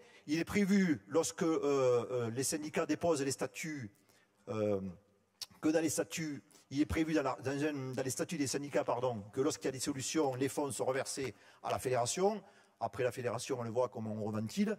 Mais bien souvent, on a du mal à récupérer ce fric. Voilà, c'est-à-dire que l'exemple qu'a pris Philippe Garcia, je le connais pour l'avoir abordé avec lui. Les syndiqués ont quitté la CGT, ils ont créé un syndicat. On n'a pas pu récupérer l'argent de la CGT. Voilà. Et ça, c'est vrai que c'est un problème qu'il faut qu'on regarde. Mais ça, de mon point de vue, ça nécessite une action en justice. Je ne vois pas trop l'autre levier. Voilà à ce stade. Merci. La parole à David. Alors, avant qu'il le coupe et que ce soit difficile à remettre en route. Vous voulez garder le micro. Alors. Pierre, tu ne le verras pas, mon kiki. Tu ne verras pas quoi? Mon kiki va se retarder. Oh, d'accord, oui, je vais me demander. Alors, moi j'avais entendu juste trois trucs. La camarade qui parlait des transparences financières au niveau des syndicats. Je rappelle quand même que statutairement parlant, et c'est dans nos statuts, ça fait partie de la formation des politiques financières. Hein, pour avoir été formateur là-dessus, je peux en parler en connaissance de cause. Dans tous les syndicats, il doit y avoir une CFC. Et la CFC doit remplir son rôle, c'est-à-dire qu'elle doit contrôler les comptes 1, 2, 3 ou 4 fois par an, ou peu importe le nombre. Je dirais tout dépend de la taille du syndicat. Hein, si c'est un syndicat où il y a 11 personnes, ça va beaucoup plus vite qu'un quand il y a 200 ou 300 personnes. Et normalement, à chaque réunion, assemblée générale ou autre, un simple syndiqué a le droit de demander à son secrétaire à la politique financière où ils en sont au niveau des comptes du syndicat. C'est statutaire, je le rappelle. Voilà. Donc pour ça, c'est un peu ce que je voulais dire. Concernant les CSD, les financements, nous on a travaillé plus ou moins en relation quand même avec les camarades du FNF. Nous on leur ramenait un peu ce que nous on voyait parfois dans nos reversements de cogétise. Je rappelle quand même que les CSD, quand elles font des demandes de financement au niveau du FNF, déjà c'est après la mutualisation de tous les syndicats de leur département.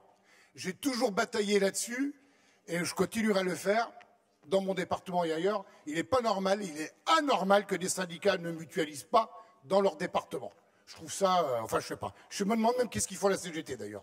Et mes camarades bretons savent à qui je pense. Voilà. Ça c'est la première.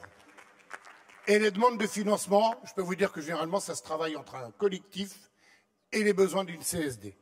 Concernant les CFR, moi je suis désolé, je suis trésorier de la CFR Bretagne, j'ai un régional, il ne dépense pas les sous et il ne se fait jamais de chèque. Je peux vous dire que quand il a ses frais de déplacement, il me les ramène détaillés où il a été et pourquoi il a été, dans les cadres des réunions, et c'est moi qui lui fais le chèque en tant que trésorier.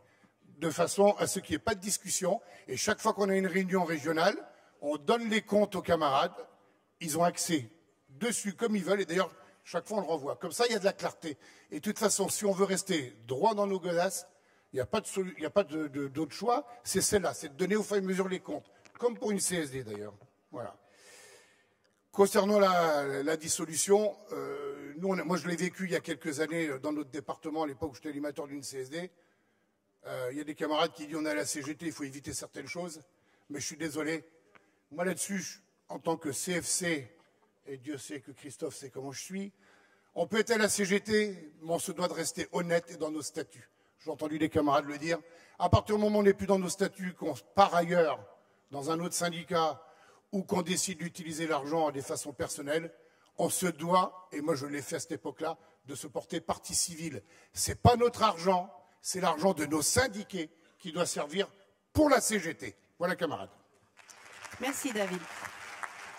Se prépare Fabien Barrière, des Landes. Micro 2.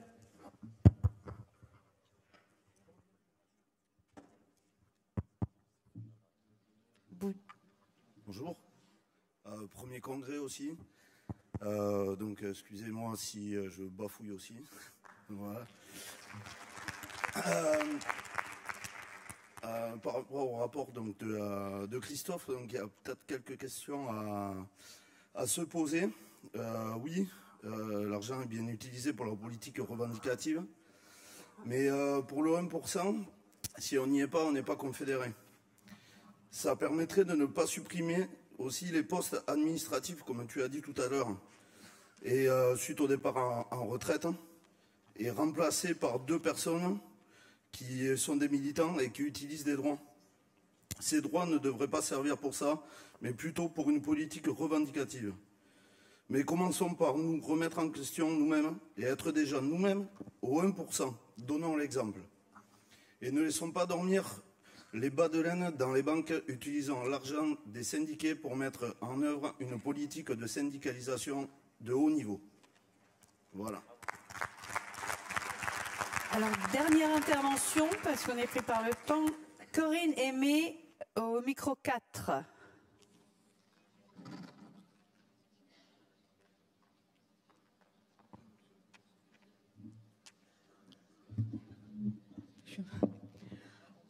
Donc bonjour, j'ai à nouveau une question un petit peu bizarre, donc vous m'en excusez, mais ça fait plusieurs fois que je la pose à mon union départementale et que personne ne peut me donner la réponse. Donc voilà, je voudrais vous demander comment faire quand on est syndiqué à plusieurs fédérations. C'est-à-dire que moi, je suis en même temps syndiquée donc ici à la Fédération des services publics, puisque je suis secrétaire générale de mon syndicat des territoriaux. Donc c'est une obligation, dans mes statuts, évidemment, de cotiser. Mais comme je suis aussi secrétaire d'un syndicat qui dépend de la Fédération du spectacle, je devais payer 2 cotisations. Et donc, je trouve ça pas très normal. Donc, aujourd'hui, j'ai décidé de partager la cotisation parce que je suis employée donc par la mairie de Saint-Martin-d'Hères. Donc, je suis payée par une collectivité territoriale. Mais donc, je suis pas la seule dans ce cas. Et j'ai vu aussi des collègues dans la salle qui sont venus nous poser des questions sur les enseignes artistiques, puisqu'on a un statut particulier un peu compliqué. Et donc c'est souvent le cas pour des agents.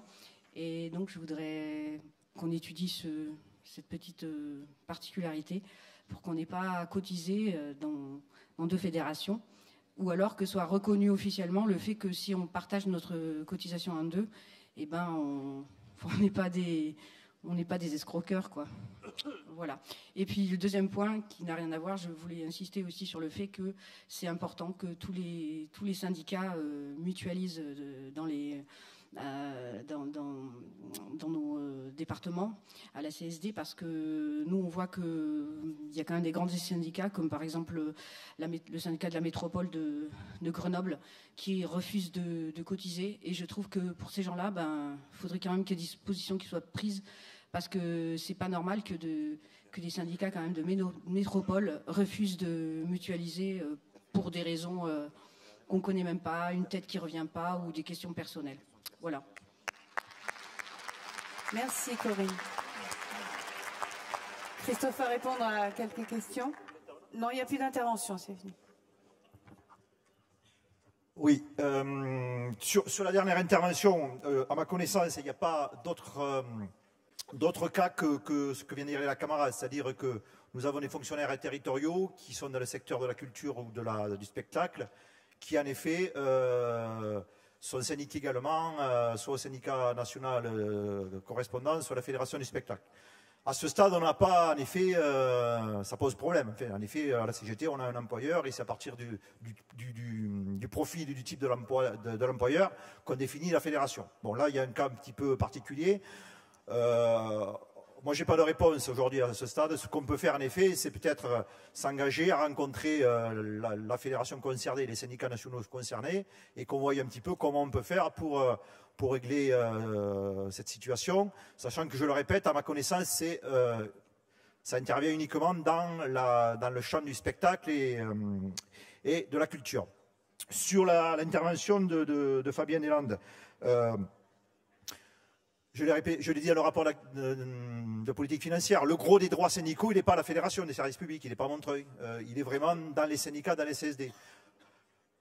La Fédération, elle met une partie de ses droits nationaux dans le pot confédéralisé, et on continue, y compris on a continué, alors qu'on a perdu des temps nationaux après les élections professionnelles, on a continué à garder le même volume de droits syndicaux mis à disposition de la Confédération pour pouvoir faire en sorte que les camarades issus de notre champ de syndicalisation, qui ont des responsabilités dans les UD, dans les comités régionaux, puissent exercer leur mandat dans les meilleures conditions.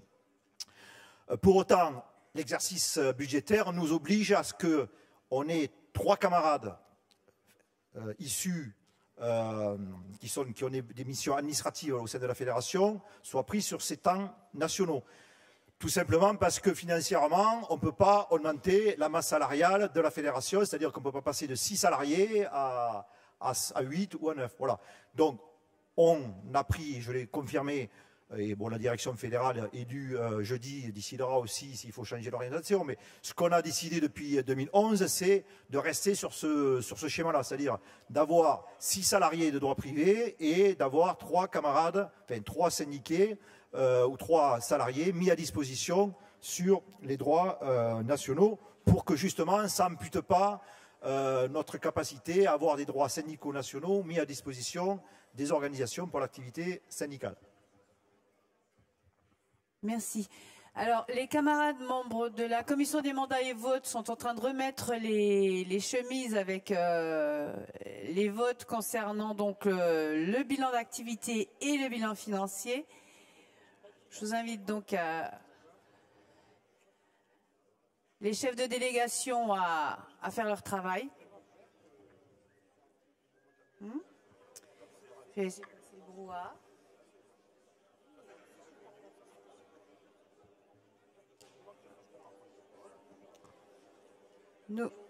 Oui. On va laisser passer le brouhaha un petit peu et puis on va continuer.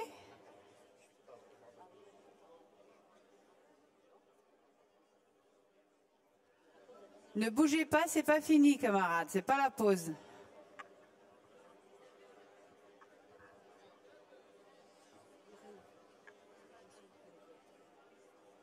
Pas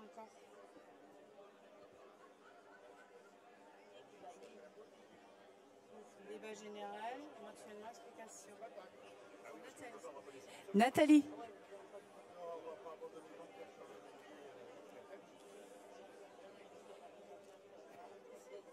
Nathalie va vous expliquer comment procéder au vote. C'est foutoir.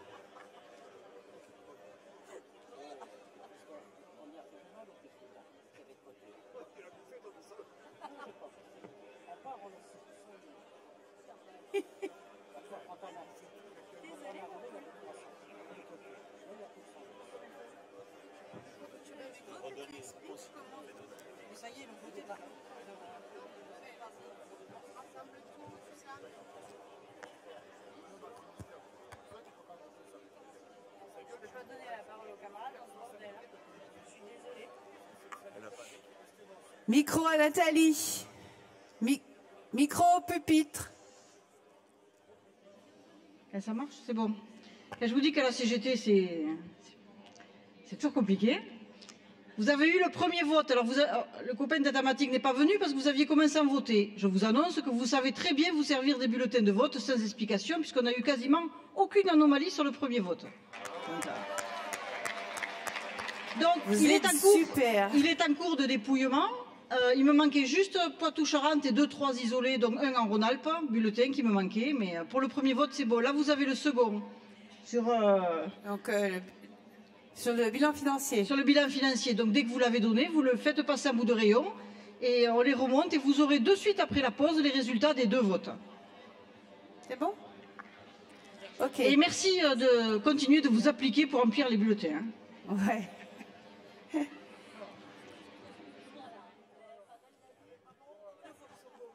Ah bah oui, mais... Bon.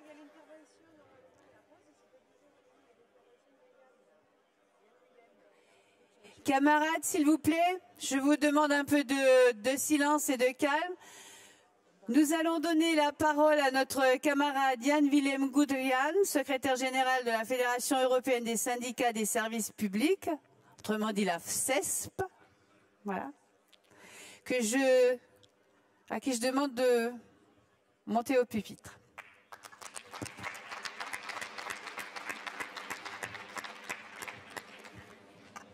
Bonjour. Un peu de silence, s'il vous plaît. On s'écoute. Merci. Bonjour. Bon matin. Mes chers et chers camarades, c'est un plaisir pour moi de vous apporter le salut de Fédération syndicale européenne de services publics, l'EPSU, et aussi de notre international de services publics à votre travail. L'FSESP est le lieu d'échange pour le syndicat de services publics en Europe. Nous échangeons pour parler de notre expérience, notre praxis, mais c'est plus que ça. Nous sommes aussi une fédération qui essaye d'influencer la politique de notre employeur, la politique du gouvernement, la politique des institutions européennes. Une politique qui touche, qui a un impact sur notre membre, les travailleurs, travailleuses, sur notre famille et notre communauté. Nous mobilisons pour l'action et pour changer. Nous faisons ça avec 260 syndicats dans tous les pays européens aussi, la Russie, l'Ukraine, la Turquie. Nous faisons ça avec les syndicats du secteur d'administration publique, des territoriaux, des sapeurs-pompiers, l'énergie, l'eau, les déchets, de santé et des services sociaux et plus. Comme vous écoute, mon langue maternelle n'est pas le français. Je sais, j'ai ça en commun avec beaucoup d'entre vous aussi. Et spécialement aussi beaucoup de votre membres, avec beaucoup de gens en France aussi. Les gens qui sont toujours bienvenus à le syndicat, spécialement aussi à la CGT. Chers amis, chers chers camarades, votre congrès s'est tenu dans un contexte aussi difficile et triste. C'est 10 jours, 11 jours après le grave attentat en Paris. La FSESP condamne tous les actes de terreur en Paris, mais aussi en Ankara.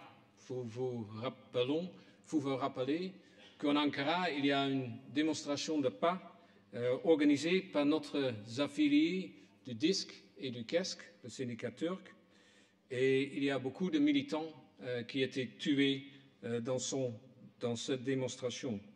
Mais aussi en Tunisie, en Beyrouth, l'avion russe dans la Sinaï, l'attaque en Mali et en Nigeria. Et j'ai la confiance de parler pour tous les affiliés de FSESP et de l'ISP quand je dis que nos pensées sont avec les victimes, leurs familles et leurs amis, aussi que vous, les syndicats, le peuple français qui subit ce cauchemar. Un attentat contre le peuple français, c'est un attentat contre le peuple d'Europe. Et dans Bruxelles, où il y a le bureau du FSESP, c'est très clair aussi, avec les écoles, les stations de métro fermées, par exemple. Et je crois que ça, c'est le sentiment aujourd'hui que je veux exprimer dans cette situation tragique, une situation qui ont expériencé ensemble, que c'est notre maison Europe, notre humanité qui est attaquée. Le comité restreint de l'ISP a adopté une résolution contre le terrorisme la semaine passée.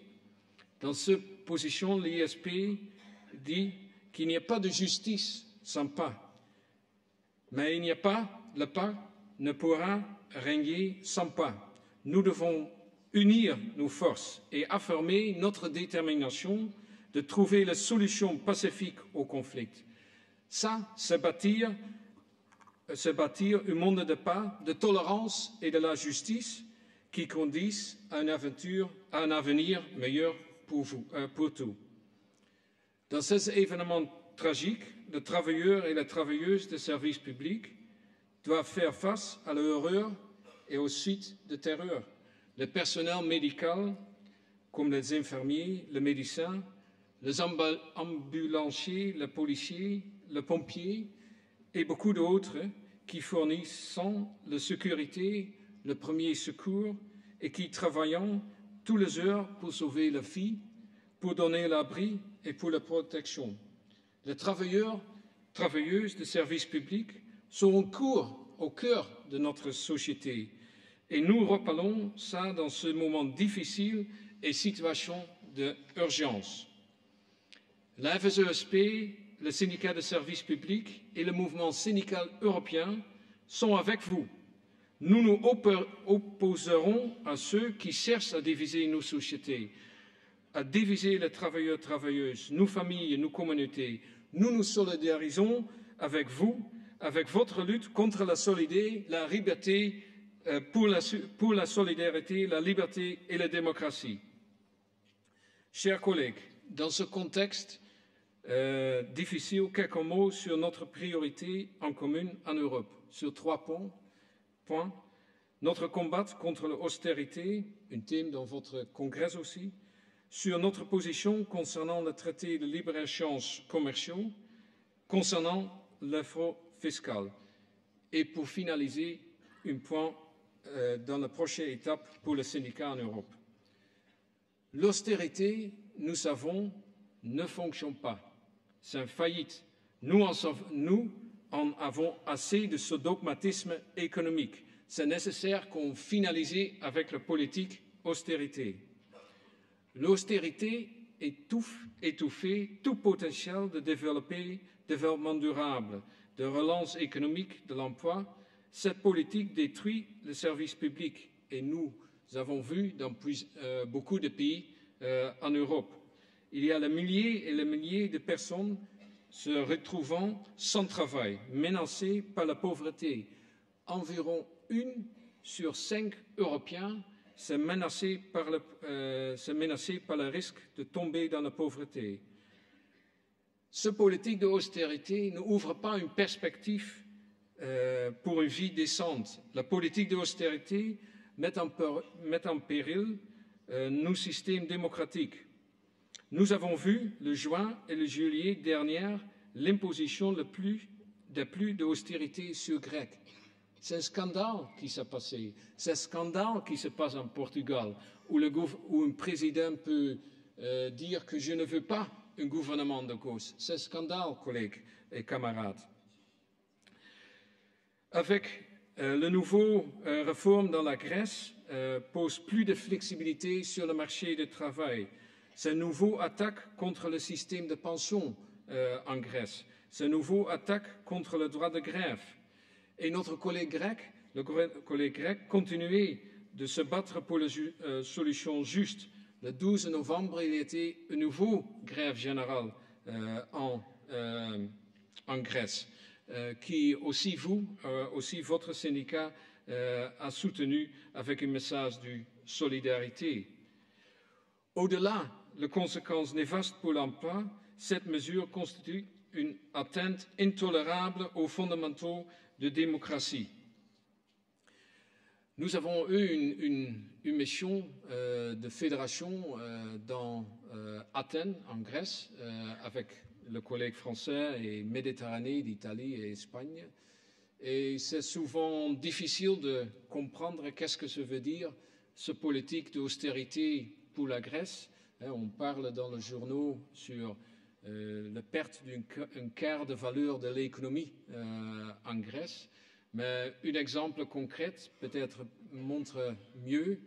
Nous avons visité un gardien pour les enfants dans une municipalité dans Athènes. Devant la crise, il y a eu 9 gardiens des enfants et avec l'austérité, la politique austérité, maintenant il y a 4 gardiens des enfants. Ça veut dire il n'y a pas 900 enfants qui sont dans cette place de gardien, mais seulement 300. Ça veut dire que c'est plus difficile pour les parents de trouver le boulot, c'est plus difficile pour les femmes, parce que la Grèce est malheureusement toujours un peu une société où les femmes gardent les enfants. Il y a 60 postes de travail qui sont coupés et les gens qui travaillent là ne travaillent pas 6 heures mais 8 heures par jour. Ça, c'est un exemple très concret. Qu'est-ce que ça veut dire l'austérité en Grèce? Depuis 2009, nous avons axé nos campagnes sur la dénonciation des mesures d'austérité. Nous n'avons pas cessé de rappeler la cause de la crise.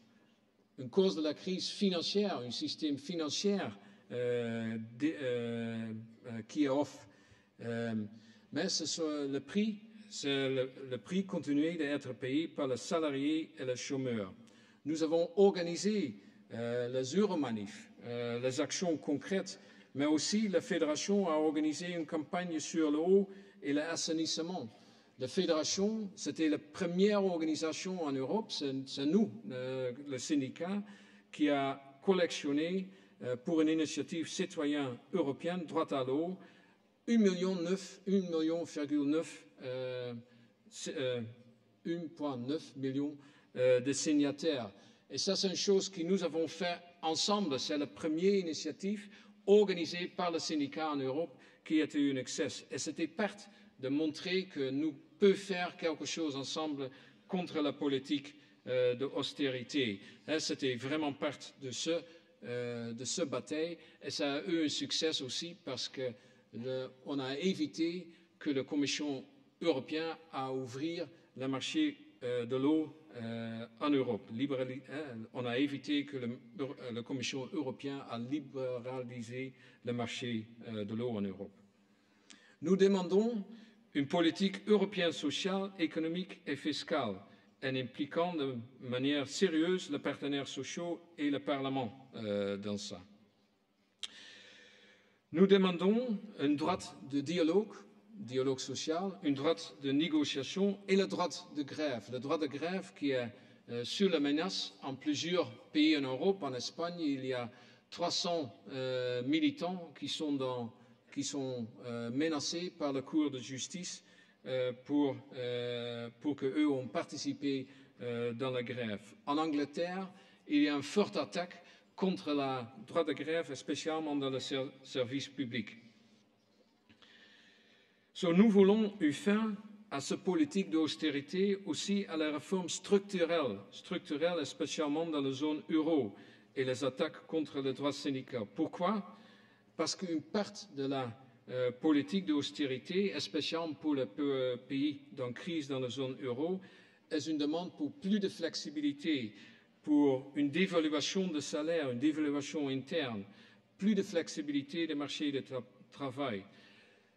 Et pourquoi il y a une attaque contre le syndicat? Parce que ce sont nous qui défendons le droit du travailleur-travailleuse.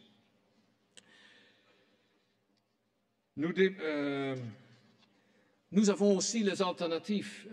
Dans la CES, dans la FSESP, nous exigeons un plan de relance économique, des investissements dans les infrastructures et les services publics, un investissement dans la norme sociale, un dialogue social fort à niveau national et européen, des mesures pour arrêter le dumping social et la dérégulation des marchés du travail, une fin du dumping fiscal et du mécanisme d'évasion fiscale.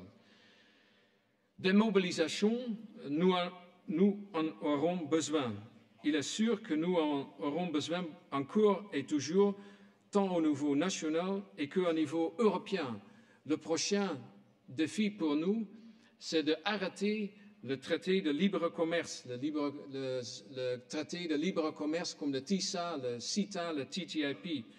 Et dans un moment, je vais vous demander, et j'espère que vous voulez participer, je vais vous demander une petite assistance qui réunit beaucoup de collègues dans l'Europe contre ça. Mais pourquoi nous sommes contre le traité de libre-échange?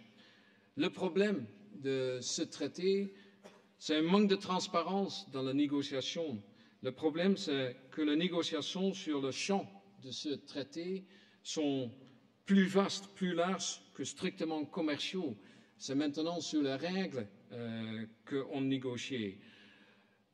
La Commission européenne veut inclure un règlement de différents investisseurs États. Et ça, c'est défendre le droit des entreprises, le droit des entreprises multinationales, pas de défendre le droit des travailleurs-travailleuses. C'est la privatisation du système de justice, ça. Un problème, c'est la liste du négatif pour les services à libéraliser. Les services publics ne sont pas exclus. La Commission dit que les services publics sont exclus, mais il y a une langue technique dans ce traité et quand on demande où c'est formulé que ce sont exclus, ce n'est pas clair, pas du tout. Ce traité pose aussi le risque de nivellant par le bas les standards de régulation. Le problème, c'est que le chapitre sur les droits sociaux et environnementaux, c'est non contraignant. Et ensemble, il y a un problème pour la démocratie à niveau local, à niveau national et à niveau européen. C'est pourquoi la FSESP, l'ISP et le CES n'acceptent pas ce traité de libre-échange. Et on va se lutter pour assurer que ce traité ne soit pas accepté. En 2016, ou l'année prochaine, il va y avoir une discussion dans le Parlement européen et dans votre Parlement national aussi. Et c'est nécessaire que nous nous mobilisons pour arriver de rejeter ce traité. Le premier va être le traité entre l'Union européenne et le Canada. Et chers collègues, je vais demander, j'espère que vous êtes toujours réveillés, je vais vous demander un peu d'assistance. Je demande à beaucoup de collègues de faire un signe que non, nous ne voulons pas le traité de libre-échange. Puis-je vous demander de participer, de dire non, nous ne voulons pas le... Il y a, je crois, un photographe ici qui prend une photo de vous, le camarade, parce que je suis convaincu, ensemble avec vous, ensemble avec le collègue en Europe, on va réussir, on va défendre notre droit et on va rejeter ce changer. Merci pour votre signe, merci pour votre soutien.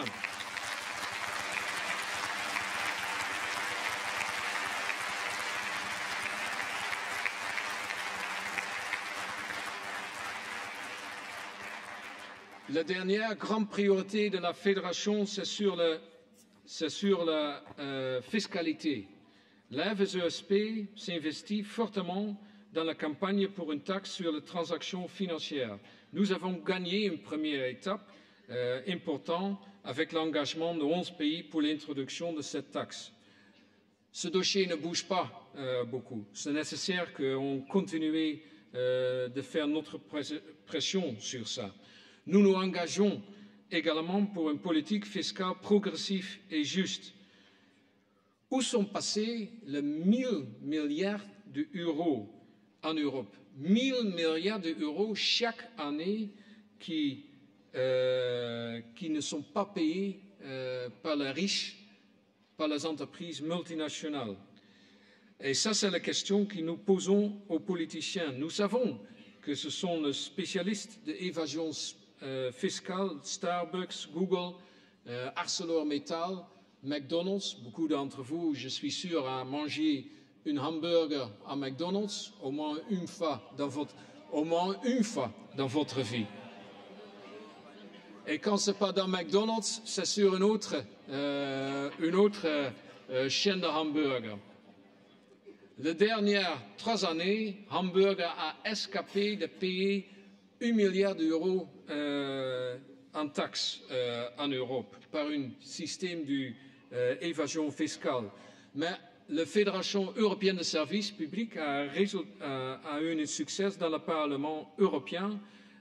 On a poussé la création d'une commission sur la taxe et l'évasion de taxes dans la Commission européenne et McDonald's, entre autres, c'est sur l'investigation de la Commission européenne et je crois aussi ici en France.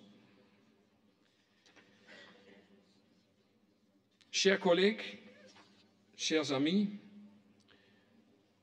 le dernier point de mon intervention, c'est un grand défi. C'est un grand défi, c'est de construire notre force en Europe.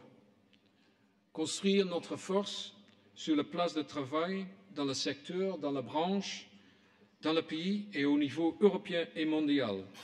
Vous savez aussi que dans plusieurs pays de syndicats continuent de perdre leurs adhérents. Et j'ai juste écouté la discussion que vous avez eue sur les ressources.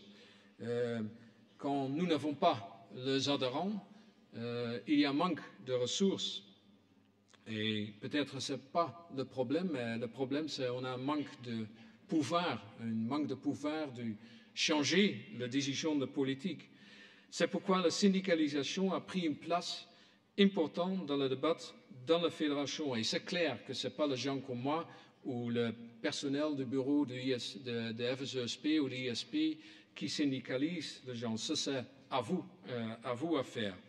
À niveau européen, on a essayé de réunir le syndicat pour échanger l'expérience des choses qui fonctionnent, des choses qui ne fonctionnent pas.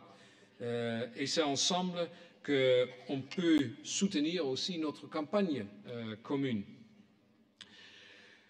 Nous réaffirmons notre engagement dans ce travail pour une autre Europe, une Europe sociale avec un mouvement syndical européen fort.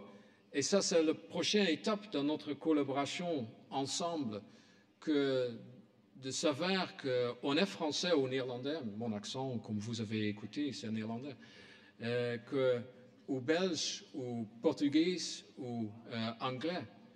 Mais c'est de savoir aussi qu'on parte du mouvement européen, mouvement syndical européen.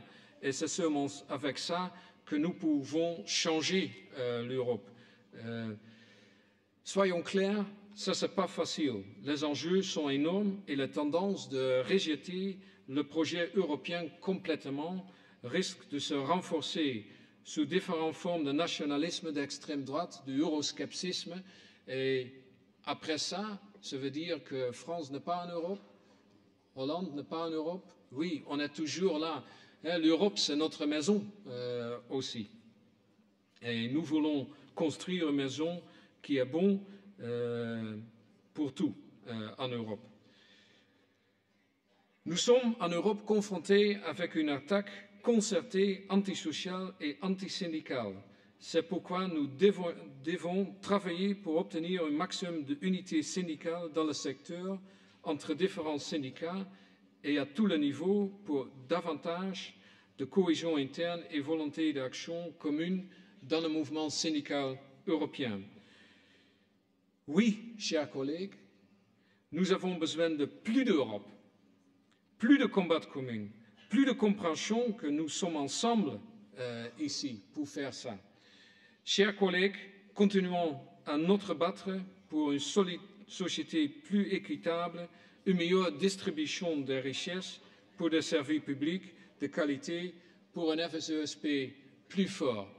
J'espère, avec mon accent néerlandais-français, avec mon langue français, j'ai vu de temps en temps la réaction qui... mais...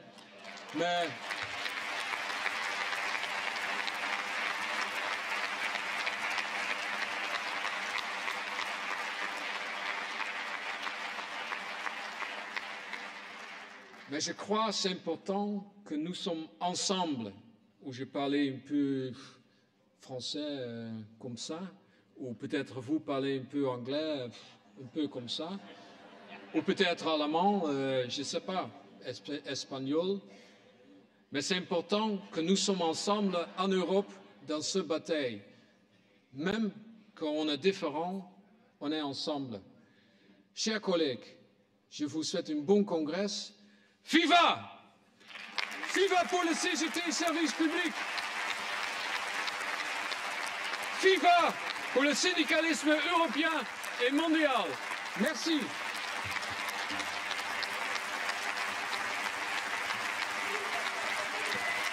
Tous ensemble, tous ensemble, tous! Tous ensemble, tous ensemble!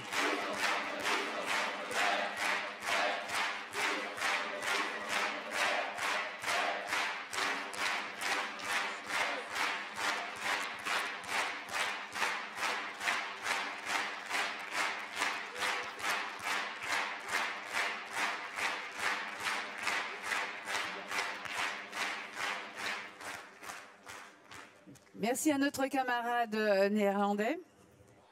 Je vous annonce une bonne nouvelle, c'est la pause. Une demi-heure de pause. Alors, on reprend à 11h15 pile. À tout à l'heure.